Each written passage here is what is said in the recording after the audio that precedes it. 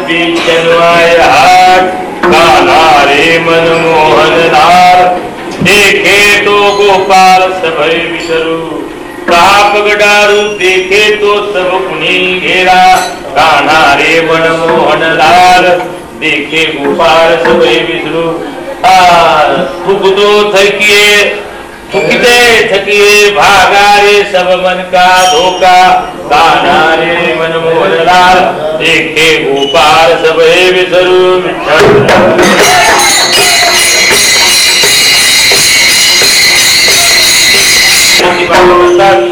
तेव्हा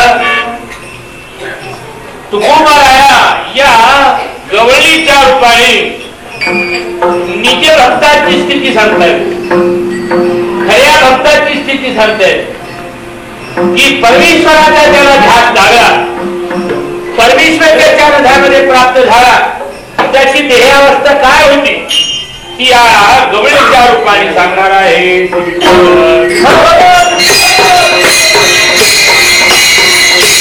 आजचा हा कार्याचा प्रसंग गेले 8 दिवस भगवंताची सेवा अबल प्रधानी लाडाने थोराने झाडण्यापासून तर कीर्तनापर्यंत ज्याने सेवा केली तुझी सेवा करीन मन भावे माझे मन गोविंद मेथेले अशा आरतीप्रमाणे आणि हा काल्याचा प्रसंग म्हणजे काय आहे थोडक्यात सांगायचे वेळ कमी आहे काला म्हणजे काला काय जीव शिवाचा काला आहे ब्रह्मेकाचा काला आहे नामभक्ताचा काला आहे हा काला आहे बर का हा काला म्हणजे पुष्कळाचे अर्थ होतात काला म्हणजे काल मी होतो काला म्हणजे मी होतो कशाला आला मी होतो काला केला म्हणजे मी होतो बरं काय पुष्कळ अर्थ आहेत मला पण काला नव्हे परमेश्वरा करता आलो कशाला आला भजन करता आलो कशाला आलो कीर्तन करता आलो बरं का काला केव्हा आला असा त्याचा अर्थ आहे म्हणून या गवळीच्या रूपाने आणि तुकोबाराला असं सांगायचं की तिच्यावर संस्कृत झाले आहे परिणाम झाला आहे आणि अशी एक बरं का अशी एक मथुरेतली गवळण तेव्हा त्या गवळणीचं असं रूप काय काही कर्मफळ आहेत काही ज्ञानफळ आहेत काही स्वतंत्र फळ आहेत कोणी एक बुडलेली लिखिता गोरस ह्यावेळी हरी अशी परिस्थिती ज्या गवळणीची झाली ते प्रत्येक गवळण आपल्या अनुभवातून बरं अनेक गवळणी केली आहेत महाराज राजकीयतेमध्ये म्हणून प्रत्येक गवळण आपल्या अंतकरणापूर्वक जिला जसं भगवंताचं दर्शन झालं तशी तुकोबाराया त्याचे विक्रेषण करतात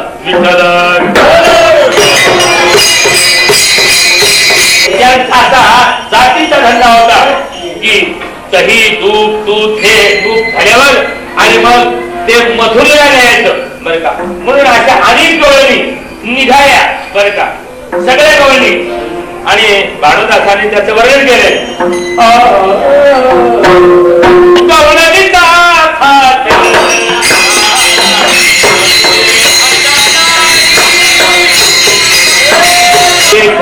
जगदीश धावला आणि एकटाच धावला नाही ते पाहिल्याबरोबर अनेक सगळे सवंगडी घेऊन आला आणि मग त्या गवळणी म्हणतात अरे आम्हाला भेद होता उशीर होतोय आणि तू बर का असं आमच्या रस्त्याला येऊ नकोस अशा अनेक प्रकारच्या गवळणी सांगतात बर का आणि एक काय सांगितलं की आम्हाला दान द्या आणि मग तुम्ही पुढे जा बर का अशा रीतीने आणि अंतःकरणपूर्वक त्यांनी प्रार्थना केली आणि त्या गवळणी गेल्यात मथुरेला बाजारात बसलेल्या आहे दही दूध विकते आहे कोणी आणि मग पण परिणाम प्रत्येकाच्या घरावर झाला आहे तो असा झाला बरं का आणि त्यांनी परमेश्वराचं दर्शन घेतलंय आणि त्यांच्यावर परिणाम जो झाला अंतःकरणात बरं का त्याला शुद्ध ऐकायची बरं का आणि मग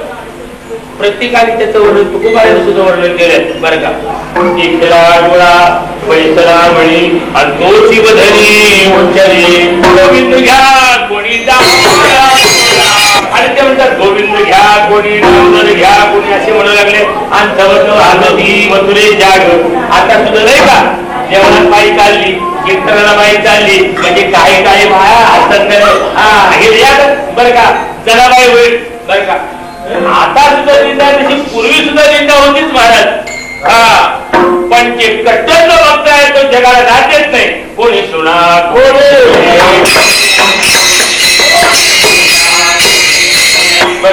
या सर्व्या मनुष्य क्रियाच्या कर्या परंतु सगळ्यांची झेंडा होता ते. परंतु जे काय कट्टर ज्या होत्या बर का तुका म्हणे करा सेवा आणि आले जीवावरी तरी ते जाऊ अथवा राहू पांडुरंगी धर राहू. तुम्ही काही म्हणा आमचा स्वयंपाचा धंदा अशी जे कट्टर आहेत आणि त्यातलीही गवळ बर का. आणि मग झालं काय प्रत्येकाला जसा जसा ध्यास भगवंताचा लागला तशा काही काही गेल्या आणि काही जे गवळ एकटे होती बर का ते उभी राहिली निघाली बर का. आणि निघाल्यावर तिला अंतःकरणामध्ये ध्यास निर्माण झाला परमेश्वराचा बर का. तुझ्या मुरलीची ध्वनी आकल्पित पडली कारिणी. हे जसं तो तुम्ही आल्याबरोबर हे धंदा काम धंदा तशी ती आणि शब्द सुरू शब्द हालचाल. पण लोक हे बा साधूला सात्विक बाईला ओळखण्याला सुद्धा पुण्य लागतं महाराज बर का. तेव्हा आणि लोक ते जायचे ती बाई उभी राहिली एवढी घरी पण लोकांना काय त्याच्याबद्दल आपलं काम करायचं चालल्या चालत येतात. पण ती बाई तटस्थ अशी उभी राहिलेली आहे. तेव्हा एक साधू महात्मा करून आल्यावर त्यांनी चौकशी केली आणि चौकशी केल्याबरोबर ती गप्पच असते ते म्हणाले बरं गप्प असली. तो जवळ आला तो पाहतोय तर ती हाल नाही चाल नाही काय नाही बरं का. संत कृपा एकदा झालेली आणि मनावर धरल्याबरोबर या बाईला हलवलं. हे बाई म्हणलं काय उभी राहिली कशी राहिली का मग उभी राहिली तू इथं काय सांगावं म्हणजे महाराज. आणि मग तुकोबाला त्या भाषात सांगतात अगं आता इकडं सगळ्या डोळणी गेल्या तू तिथं का बसली उभी राहिलीस काय. आणि महाराज मग म्हणतात विश्लेषण करतात बोलली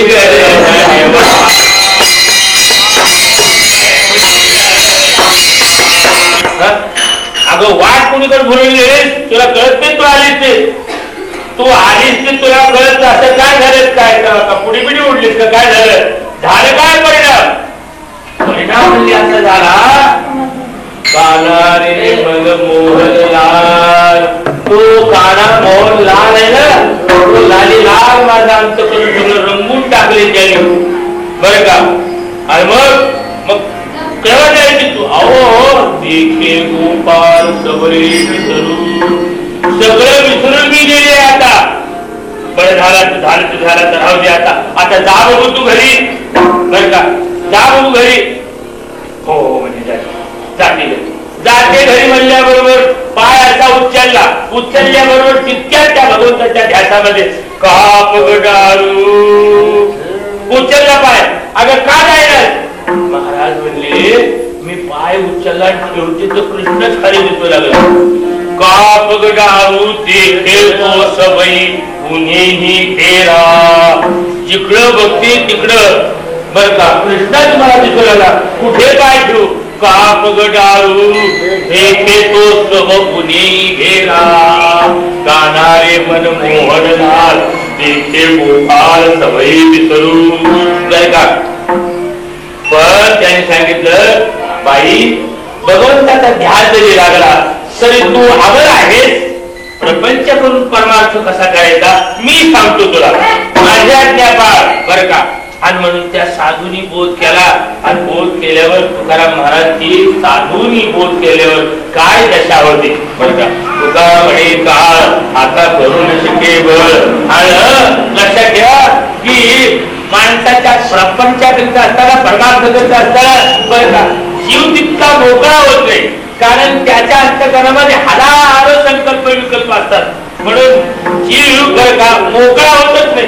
जीव मोकळा केव्हा होईल तो जेव्हा असं समजेल की मी वासुदेव तत्वदा कळवलेलं विचारिता असं ज्या दिवशी त्याला आपलं स्वरूप कळेल त्या दिवशी सगळे त्याचे भोके न ठेवतात. बरं का काय महाराज शेवट म्हणतात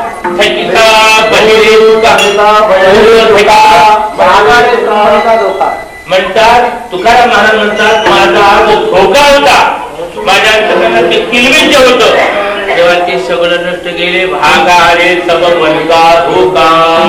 आज सगळ्या मनाचा धोका नष्ट झालेला आहे. महाराज तुम्ही सांगितली गोष्ट खरी आता मी मल्लीकडे जाते. म्हणून भगवंताच्या दर्शनाचा लाभ प्राप्त झाला खरा पण तो लाभ कसा प्राप्त वापरायचा तो एक संतांचं दर्शन झाल्याशिवाय संतांचं ज्ञान झाल्याशिवाय नाही.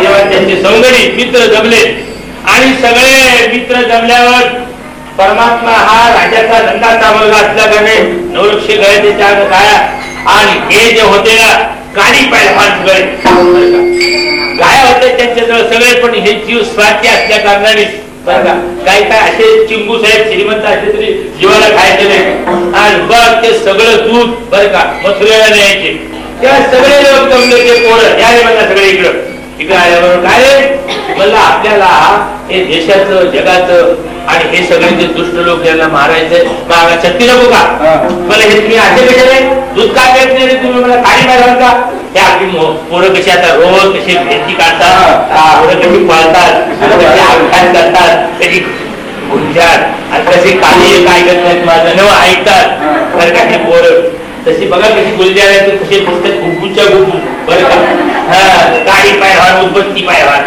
बरं का आणि ते जमले सगळे काय रे मला तू मेहनती काढतं का अरे काढतो म्हणला देवा खरं आपण बाहेर काय पाणी म्हणला ते येते का मला मेहनत काढून दूध नको मला आहे काय करतात आहे आमच्या आशे देत म्हणलं आहे स्वच्छ दूध तिकडे टाकतात आम्हाला बरं मला असं करायचं बरं का आपण एक आता मिटिंग घ्यायची आणि मिटिंग घेऊन मला आपण एक सोसायटी काढायची बरं का केंद्र काढायचं तुझं बरं का सगळ्यांनी मग केंद्र काढायचं पुढे काढायचं मुंबईत काढायचं प्रत्येकाच्या घरीच मला केंद्र काढायचं सगळे बरं का आणि सगळ्यांनी म्हणला मी सांगतो असं बरं का हे या माझ्या मागे मागे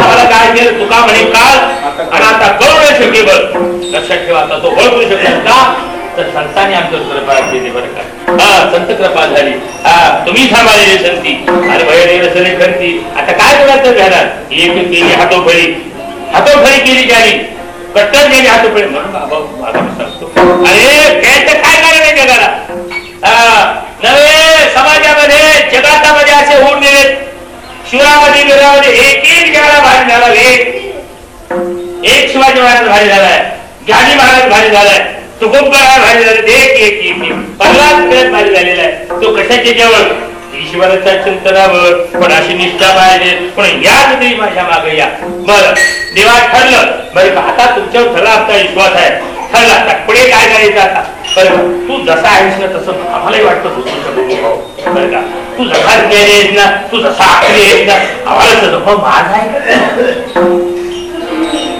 अरे माझ्या आहे तसे पाहिजे तुम्ही माझ्यासारखेच व्हाल देव पाहावया ती गेलो तेथे देवच होऊन केलं देव व्हाल तुम्ही पण मी सांगतो असं ऐका ना शास्त्र सांगतो असं ऐका ना साधू सांगतो असं ऐका ना तर तुमचं कल्याण होईल महाराज कुणी तुमचं कल्याण करू शकणार नाही आम्ही पर्यंत सांगतो महाराज वाजवितो बोंब कुणी नाही ठिकाणी हरी हरी नमस्कार त्याची थोडं झाले आणि ऐका तेव्हा बरे देवा तुमचं ऐकतो आता काय सांगायचं चला चला चला पण माझ्या मागे तुम्ही गाठण गुणांच्या मागे जाऊ नका या पूर्णाच्या मागे जाऊ नका किती हल्ला काय काळी कमल कळत नाही त्याला अरे आई बाबाला तुमचे कळत नाही अरे नवे आई बापाला नव्हे तर तुमच्या मनाला कळत नाही तुमच्या बुद्धीला कळत नाही म्हणून तर ते प्रार्थना करतात बरं का दुर्बुद्धीच्या मनाकडे पदनूर राहायला माझे चित्त तुझ्या बाई असं होईल असं करा म्हणजे ते सुद्धा तत्व त्यांच्या हातात नाही हे देवाची कृपा व्हावं लागते म्हणून असं काय माझ्याच मागं मागूया दुसऱ्याच्या मागं जाऊच नका दुसऱ्याचं ऐकूच नका आणि पुन्हा आणखी बरं का गडबड तिकडे प्रपंचात करा पण परमार्थात करू नका. तेव्हा होते जातो भगत म्हणून बरं का. असं धीर हळूहळू चाला. परमार्थ असं हळूहळू करायचंय बरं का. आणि मग तो तिने डोक्यात बंद करायचं. हळूहळू चला, माझ्या मागे जा, गडबड कोणी करू नका, मी सांगतो तसं ऐका. बरं देवा झालं, पुढे काय सांगवल काय नाही. मला सगळ्यांनी हातारे घ्यायची, बरं हातारे घ्यायची, चाकू घ्यायचा का बंदूक घ्यायची का भाला घ्यायचा.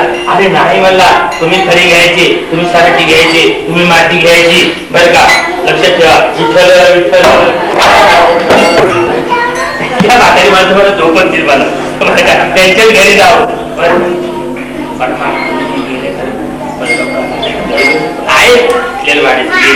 म्हणजे बघा असं तर जायचं खरं बरं का.